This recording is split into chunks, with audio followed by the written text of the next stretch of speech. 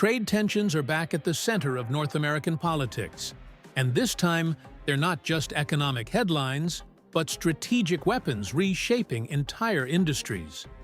In 2025, the United States, Canada, and Mexico are caught in a web of new tariffs, retaliations, and political posturing that could redefine how goods move across the continent. What began as a push for fair trade has turned into a full-blown trade storm, and businesses across North America are feeling the pressure. Let's break down what's happening. Earlier this year, the U.S. government announced sweeping new tariffs targeting imports from both Canada and Mexico. The stated reason? To rebalance trade relationships and protect American manufacturing.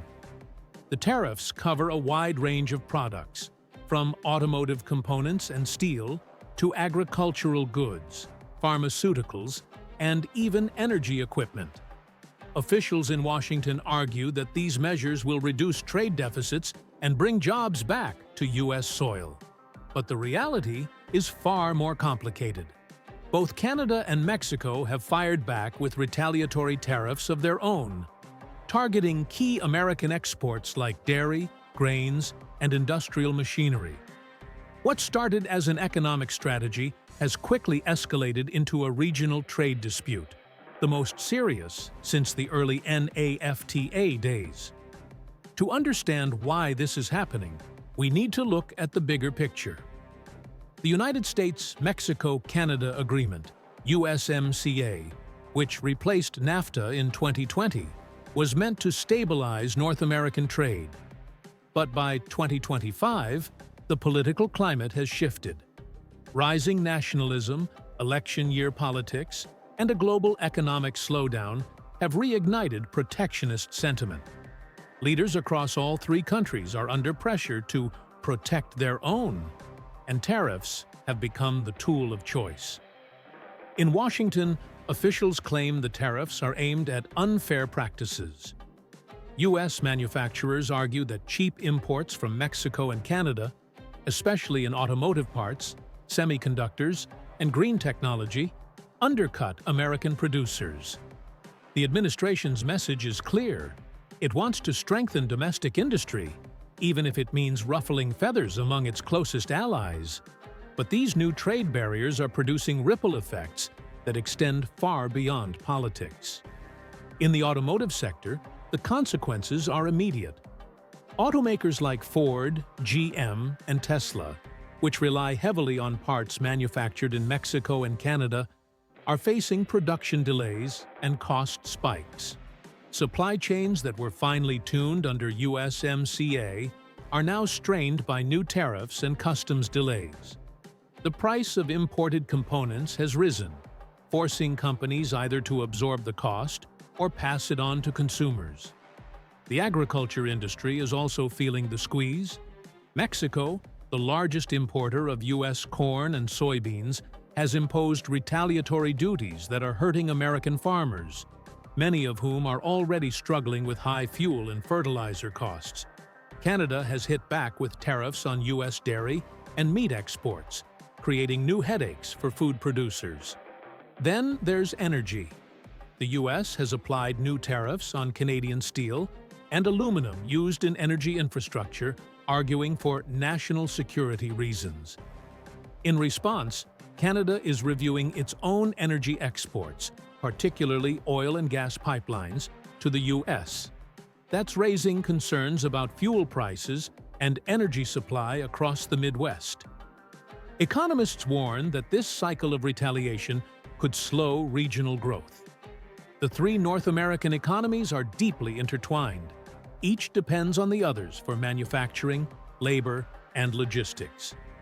Every new tariff creates friction, and those costs eventually land on businesses and consumers. And while the rhetoric focuses on protecting American jobs, many U.S. companies are quietly warning that it could backfire. Higher input costs mean thinner margins, slower hiring, and reduced investment. In some industries, automation may accelerate as firms try to offset higher costs with technology. In Canada and Mexico, frustration is growing fast. Canadian Prime Minister Justin Trudeau has called the U.S. measures economically reckless, and Mexico's president has vowed reciprocal action to defend national interests. Both nations are exploring alternative trade partnerships, from the European Union to Asia, as a hedge against U.S. volatility. That could weaken North America's collective competitiveness against China and the EU, ironically, the very outcome the U.S. hoped to avoid. But this trade fight isn't just about economics. It's about leverage. The U.S. administration views tariffs as a negotiation tactic. Officials believe that by applying pressure now, they can extract better terms when USMCA comes up for review. The deal's 6-year review clause, set for 2026, gives Washington an opportunity to demand stricter labor standards, local sourcing requirements, and digital trade provisions. The tariffs, in that sense, are a preemptive move, a high-stakes poker play. The risk, however, is that this strategy backfires. Businesses thrive on predictability, and right now, uncertainty is sky-high. Cross-border investments are being delayed. Manufacturers are holding off on expansion plans. Logistics companies are rerouting shipments. Economists estimate that if the current tariff levels persist, North American GDP growth could drop by up to 0.7% this year, a significant hit for 3 economies that are otherwise stable. Meanwhile, consumers are beginning to feel the impact in the form of higher prices for cars, appliances, and groceries. Inflation, which had finally started to cool, could tick upward again if tariffs stay in place. Still, not everyone sees this as a crisis. Some policymakers argue that short-term pain is necessary for long-term gain. They believe tariffs will force companies to reshore manufacturing and reduce dependence on foreign supply chains. Already, we're seeing a rise in new factory construction in Texas, Michigan, and Ohio, especially in industries like semiconductors and EV batteries. In that sense, tariffs are functioning as a shock therapy for domestic production. But the bigger question is whether North America can sustain this level of economic tension without damaging its unity. The US, Canada, and Mexico have spent decades building one of the world's most integrated trade zones. Breaking that system, even partially, risks unraveling decades of progress. Business leaders across all 3 countries are urging diplomacy. Trade associations, automaker coalitions, and farm groups are calling for negotiations to ease tariffs before permanent damage is done. Some analysts predict that cooler heads may prevail later in the year, especially as companies begin to quantify the financial losses. In the meantime, the message from 2025 is clear. North American trade is entering a new era, one defined by competition, nationalism, and economic self-interest. The free trade optimism that once united the continent has given way to a tougher, more transactional reality. Tariffs may be politically popular, but they come with real costs. Costs that will ripple through supply chains, balance sheets, and household budgets for years to come.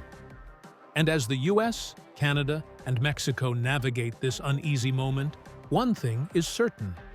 The future of North American trade will depend not just on who wins the next negotiation, but on whether the continent can find a way to compete together, rather than against itself.